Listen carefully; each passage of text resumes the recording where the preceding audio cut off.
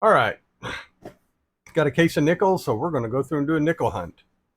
So, well, let's make sure we got a case of huntable nickels.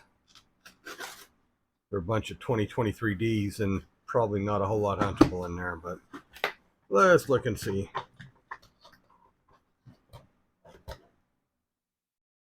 Yep. Okay, we have circulated nickels, so we're going to go through and do a hunt. I'm going to do the first 10 rolls, then I'll come back and let you know what I find. So, I'm going to be looking for anything older than 1959 or older. I pull those out. I hopefully we'll find some buffaloes, maybe a V nickel. I found a couple of those in the last couple of months, and some Civil War nickels. So, and then we'll pull out any four nickels we find too. So let's go through and do that. Let me go through the first 10, and then I'll come back and let you know what I find. So I will check back with you here in a minute.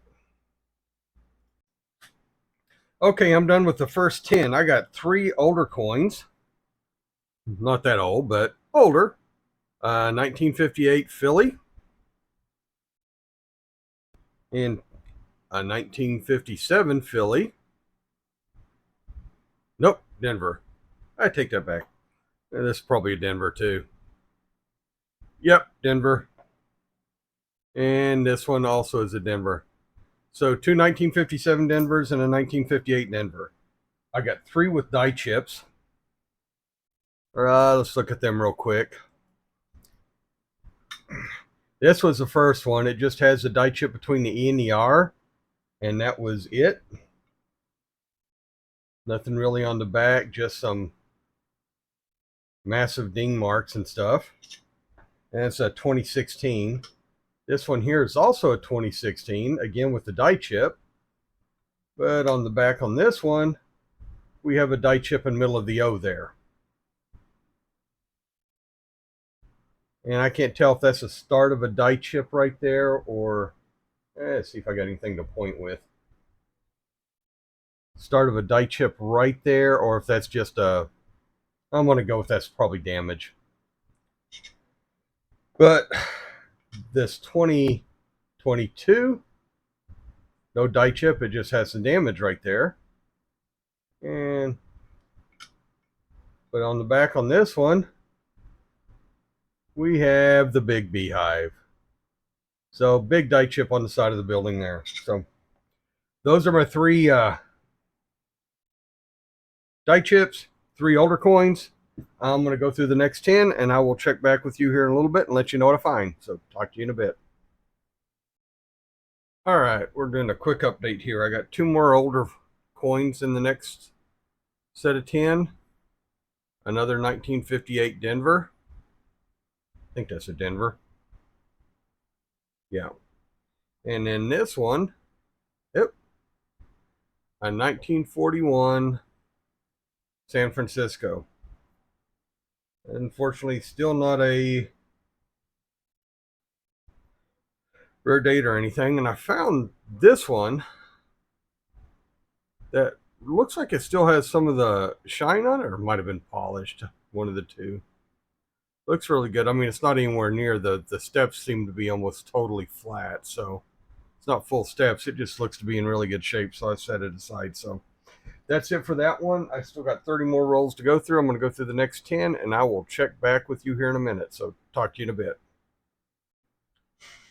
Okay, I'm done with the next 10. I only have 2 more older ones.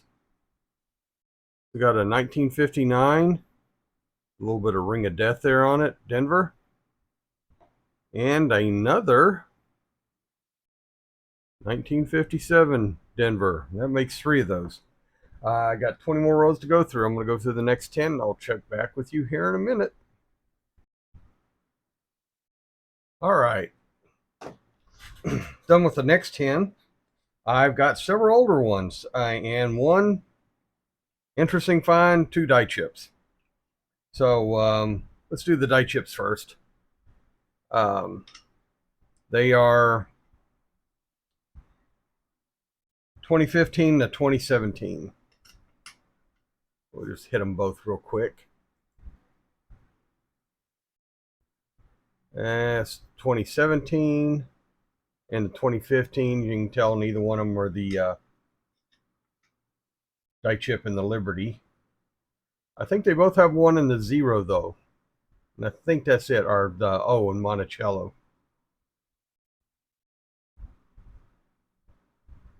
No cracks. Nothing else. That one has a little bit of the Ring of Death going with it. All right, and then, yep, get rid of that. The older ones we got a 41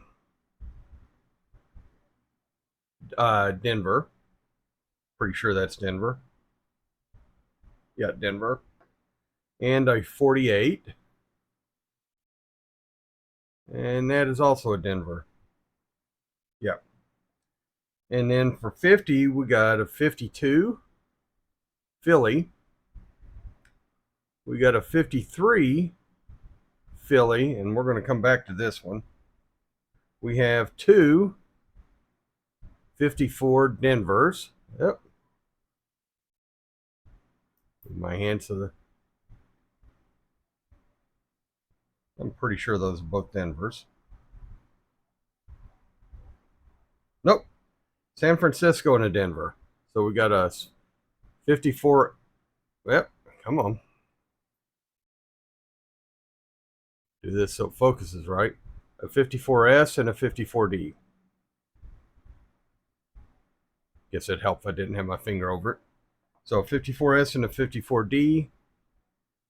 And the last one here is a 56.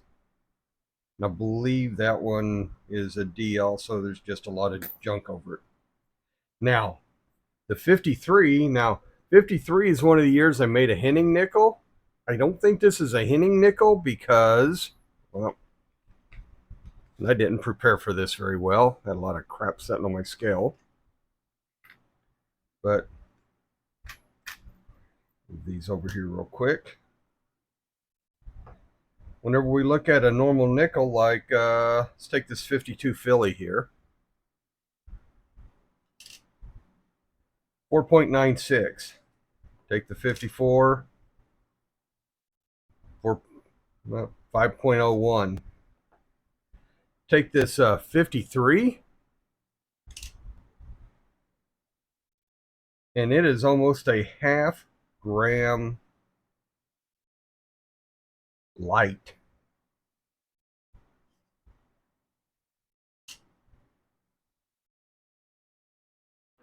Yeah, you know, that's the 48 one. 41. But the 53, a half gram light. Even a worn buffalo like this one, well, okay. It's weighing the same as a really worn buffalo like this does, but if you look at this one, I'll bring this one up on the scope now too. Oh. There's wear around the rims, but it's not that bad. All the letters are easily readable. You still got a little bit of stuff in the hair. Eyes are still visible. And if we look on the back,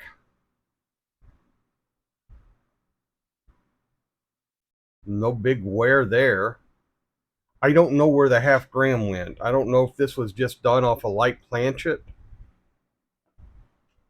or if it's something else, but I'm going to keep that one separate just because it is interesting. It's different. It's not normal. So that's it for this one. I got 10 more rolls. Whenever I come back, we'll do a complete roll up. Or roll up. God, what do you call it? We'll go over everything I found. So I will talk to y'all after I get done with the next 10. So talk to y'all here in a minute.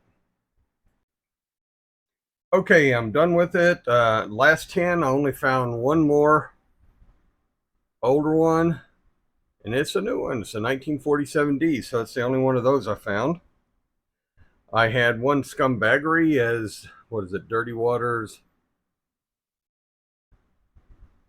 Coins and Collectible says, but this scumbaggery had me being 5 cents in the plus. So short a nickel plus a dime. I found out, ran across, I'm guessing this is a result of a dryer coin or somebody putting this on a sander or something. And the funny thing is, this, move this all up. This still weighs more than that.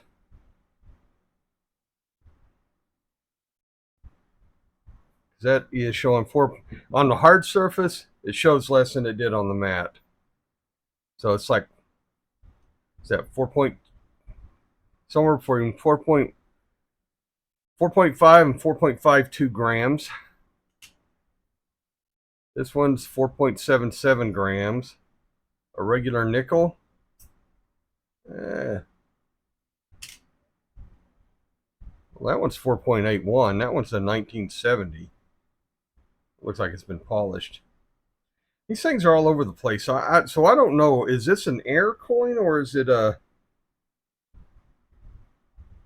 just weirdness? But all right. The summary, all in all, I ended up with 4 nickels from the 40s. And then 1, 2, 3, 4, 10, 11 from the 50s. Oh, and I got one more. Move this stuff back up there. Got one more die chip. Let's take a look at this one real quick. It's a 1921. This one here has just the start of the beehive over there on that side. So, not a whole lot in the way of die chips this time.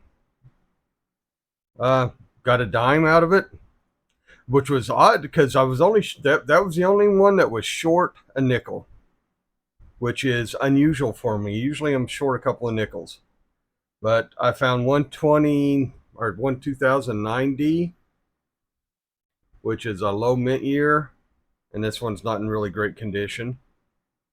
And then the other die chips, and then this one here that's just, it's a 1970. It just seemed to be in really good condition. And this is a 68S and a 69S. And they aren't in very good condition, so I'll probably toss them back.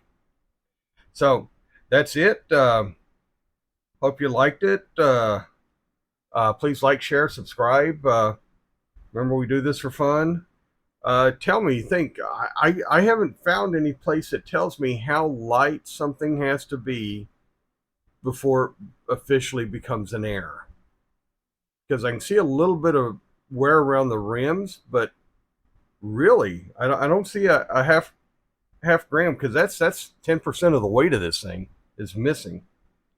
So I don't know if it's how light does something need to be in order for it to be an air.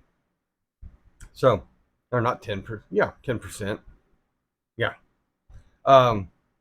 So please like, share, subscribe. Remember, we do this for fun. Hope y'all enjoyed it. Good luck in your hunts, and I will talk to y'all later. Y'all have a good night.